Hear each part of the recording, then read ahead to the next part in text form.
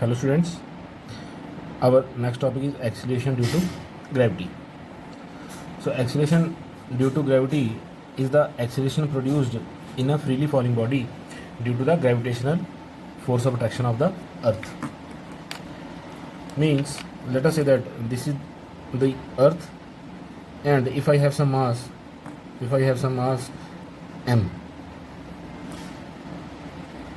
or some object of mass m, and if I leave this from certain height above the surface of the earth, then what we observe is this body starts falling towards the surface of the earth. Means it starts moving towards the center of the earth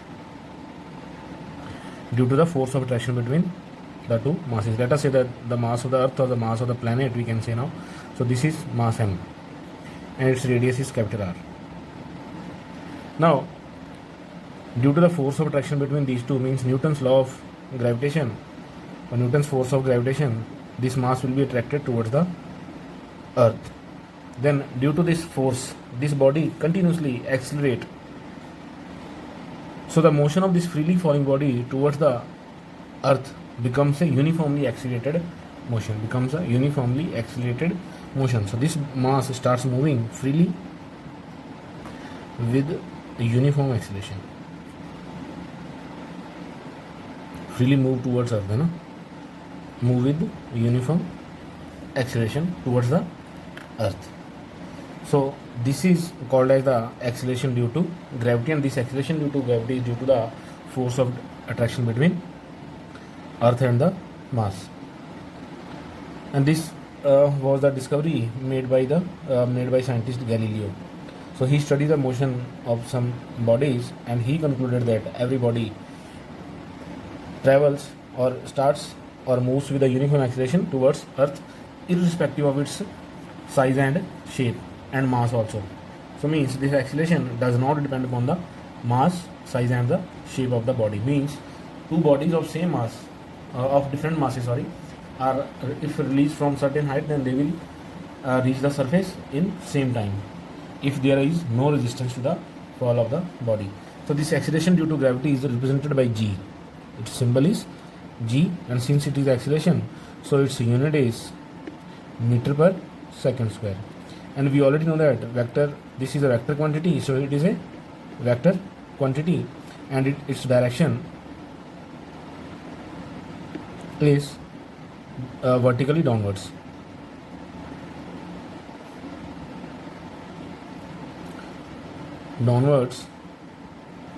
Towards the center of earth,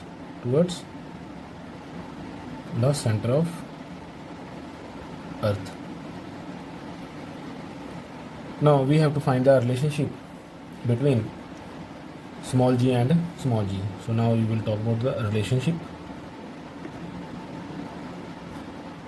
between small g and capital G. So capital G is gravitational constant, and this is the acceleration due to gravity. Now, so let us say that I am talking about some planet of mass m, and having radius r. And let us suppose that if we release some body from certain height, or let us say that we keep some body on the surface, we can say it on the surface, or if we are leaving from certain height, then the force with which this mass is attracted towards the surface will be equal to this force of attraction of this body towards the surface. It will be force mass multiply acceleration due to gravity. So this is the force of attraction, or this is a force due to gravity on mass m. So this will be equal to m multiply g. So this is the force of attraction. And if I am talking about Newton's, and then by using Newton's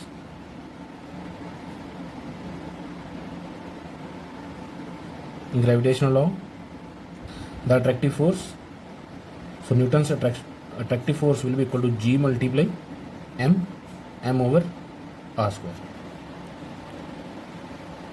Gmm over r square. So where this m is the mass of the planet and r is the radius of the planet, and this m is the mass of the body. So for the time being, I am saying it is at a certain height. So then this distance, this height h will be negligible, since here r is very very much greater than h. So therefore I am not saying it is r plus h. We are simply taking r plus h is approximately equal to r. So G multiply m over r square. This will be the force. Now from these two equations we can compare these two. So here therefore m multiply G is equal to G m over r square. So looking at this m will get cancelled with this. So from here we get G is equal to G multiply m over r square. So this is the relationship of acceleration due to gravity on any planet having mass m and radius r. So from here we can say that G is independent of small m. Small m means the mass of the object. Mass of object. And since this is the r, this radius, this is the radius of the planet. So here it also it is independent of size and shape of the body also. So it simply depends. So this is independent. So it depends on. So it depends on the mass of the planet. So where m is the mass of planet and r is the radius of planet. So it simply depends upon the shape and mass of the planet on which the object is lying. So here value of G is equal to G multiply m over r square. And now if we take for Earth, then the mass of Earth is equal to 5.96 multiply 10 raised to power 22 kg. 5.96 multiply 10 raised to power 24, sorry, it is 24. And the radius of Earth is approximately 6400 kilometers, so that is 6.37 multiply 10 raised to power 6 meter. And we already know the value of G also. So G is taken as 6.67 into 10 raised to power minus 11. So I am writing the values. So here using all these things, so if we calculate, so we get G is equal to 9.8 meter per second square. So this is the gravitation or acceleration due to gravitation on Earth. And if we calculate all these things for Moon, then the mass of the Moon is taken as 7.36 multiply 10 raised to power 22 kg. And radius of Moon is 1.75 multiply 10 raised to power 6 meters. Then, and using G is equal to this, since G is a universal constant, so we get G on the surface of Moon. So that will be equal to 1.6 meter per second square. Now if we divide these two, means if I am dividing G of Earth on with G of Moon, so this will be equal to 9.8 over 1.6. So approximately this is equal to 6. This is equal to 6. So therefore we conclude that G on Moon is equal to 1/6 of G on Earth, or G on Earth is equal to 6 times G of Moon. So this is the relationship between the acceleration due to gravity on Earth and Moon. So it does not depend upon the value of G, does not depend upon the size and shape of the object, it simply depends upon the mass and the radius of the planet. So please take care of this thing. Now we have to take another next case, that is the case of freely falling body. So in the case of free fall, since we already know the equations of motion or equations of uniformly accelerated motion, so we have V is equal to U plus AT, S is equal to UT plus half AT square, and V square minus U square equal to 2AS. Now in the first case, I'm saying that some object is dropped from height h. Let us say that this is the surface of the earth and this is some mass, and if this is dropped from here, means this is simply drops. In the case of drop, so this mass will start to moving towards the earth, and at that time its initial velocity means u will be equal to 0. In the case of free fall, u will be equal to 0, means if I'm simply dropping this. So, and the acceleration due to gravity is given as g, so it will start accelerating towards the surface with g. And let us say that it takes time t to reach, or we want to calculate the velocity after time t. So let us say that after time t the body reaches here.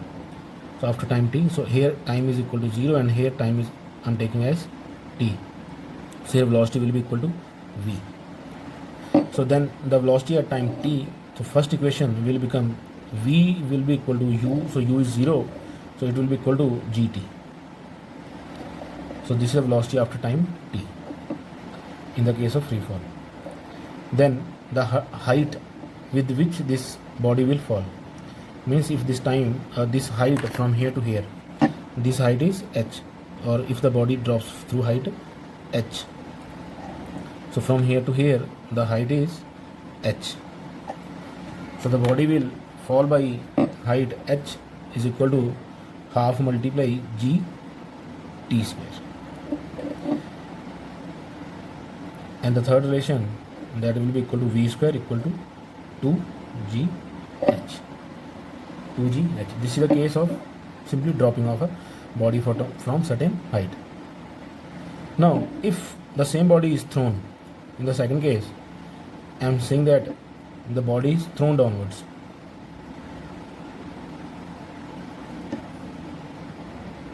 So if the body is thrown downwards, then the initial velocity will be u. Then the initial velocity will be equal to u. So in this case, and again acceleration will be g towards the earth. So in this case, v will be equal to u plus gt. Similarly, h will be equal to ut plus half gt square, and v square will be equal to u square plus 2gh. And in the third case, I am taking the body is thrown vertically upwards. So body thrown vertically upward.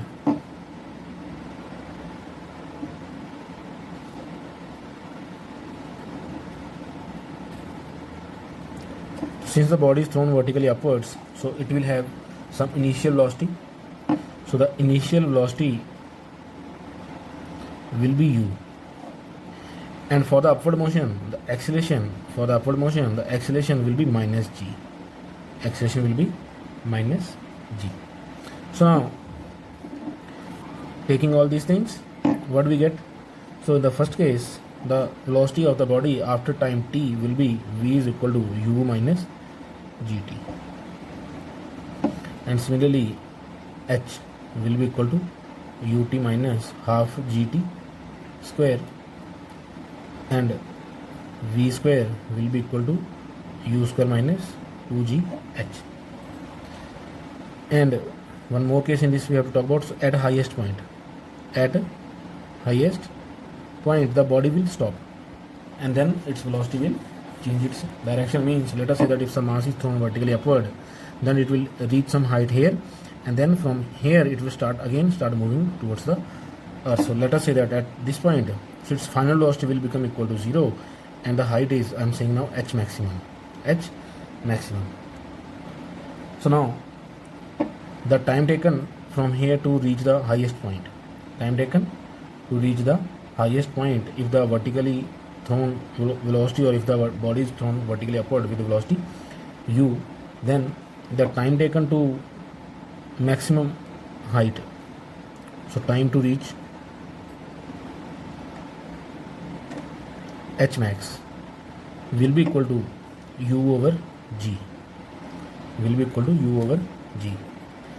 and total time of flight and total time of journey we will say now, and time of journey will be the double, means time taken from here to here t, and from once again from here to the same point will be t. So the total time of journey will be equal to twice of this, so it will be 2u over g.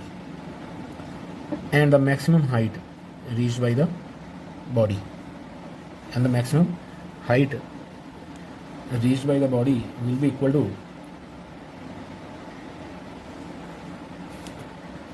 it will be equal to v square over 2g.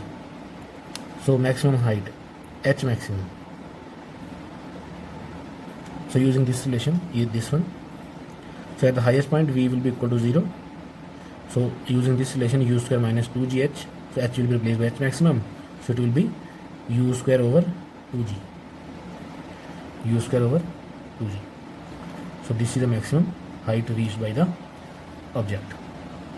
Now talking about mass, so mass is the quantity of matter contained in the body. So this is the quantity of matter contained in the body. Mass, its unit is kg or kilogram, and it is a scalar quantity. It is a scalar quantity. So mass is the inherent or intrinsic property of the body. It is the intrinsic property. Intrinsic property of the body. And please remember, this mass remains constant. So mass of the body remains constant when the, or by the time the body reaches a velocity of 10 raised to power more than 10 raised to power 6 meter per second. So mass is constant below if so velocity is less than 10 raised to power 6 meter per second. So if the velocity increases from this, means the velocity of the objects become comparable to the velocity of light, then the mass is not constant. We have already discussed about all these things. So for the velocity is less than this, the mass is always constant. And now we have to talk about the weight. So actually the weight word is used for the force. It is used for the force with which the earth attracts the mass towards its surface. Means, so it is the force, weight is the force with which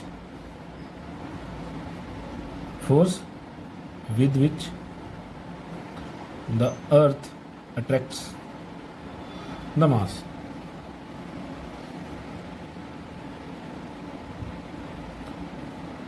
So it is the, or we can say that it is the force of gravity on a mass,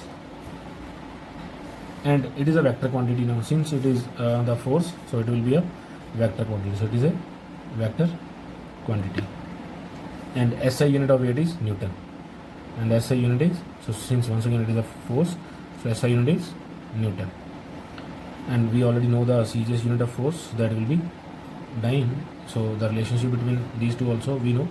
So 1 Newton is equal to 10 raised to power 5 dyne. And weight is represented by, or W is equal to, taken as M multiply G.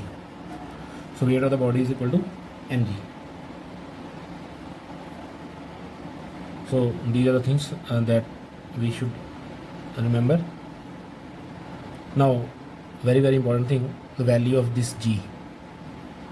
Value of G changes from one place to another. Value of G changes from one place to another, means if we start moving from the equator towards the pole, or if we start moving from the pole towards the equator, then the values are different at both the equator and the poles.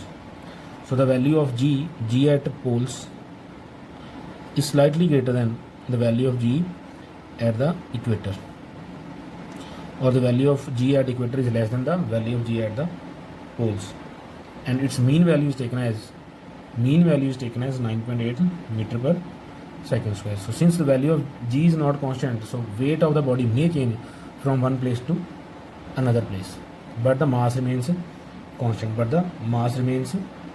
constant. So this is what we should remember. So weight of the body may change from place to place, but mass does not change. So value of G at poles is greater than the value of G at equator, and also if we start moving above the surface, means if some body is taken at certain height above the surface of the earth, then also the value of G decreases. So G at height so also decreases, and similarly value of G at depth. So G at depth is also less than G on surface. सो जब भी body कोई भी surface पे है, अगर आप उसको height पे लेके जाते हो तब भी वैल्यू जो है जी की वो डिक्रीज होती है, और अगर आप उसको डेप्थ पे लेके जाते हो तब भी जी की जो वैल्यू है वो डिक्रीज होती है. Please remember this. With the change in this value of G, the weight of the body also changes. Now we have to talk about some units of weight. So the gravitational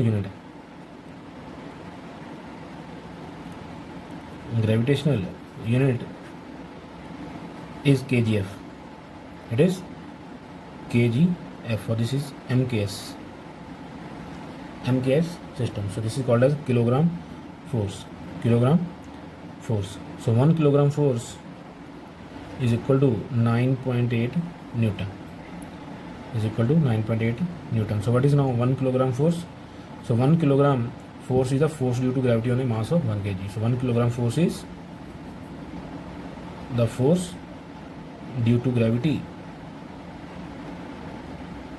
on mass of 1 kg. And similarly CGS unit. So in CGS it is 1 gram force. So that will be equal to 980 dyne. So in the CGS system we say that, so this is the force due to gravity on mass of 1 gram. Similarly, practically or approximately we will say that, so what is 1 kg mass? What is 1 kg of weight? So 1 kg of weight is approximately equal to, we will say that 9.8 Newton, or it is approximately equal to 10 Newton. Approximately taken as 10 Newton, or simply we can say that 10 Newton force or 1 kg force is the force required to hold mass of 100 gram on the palm. So the force to hold 100 gram of mass on palm is approximately equal to 1 Newton weight, or the mass to hold 1 kg will be equal to 10 Newton. So this is practically we can see the value of 1 Newton weight, or weight of 1 Newton will be equal to the weight or the force required to hold 100 gram of force on our palm. So with this we close our chapter laws of motion. Now I hope that you can complete this chapter. Thank you. Have a nice day.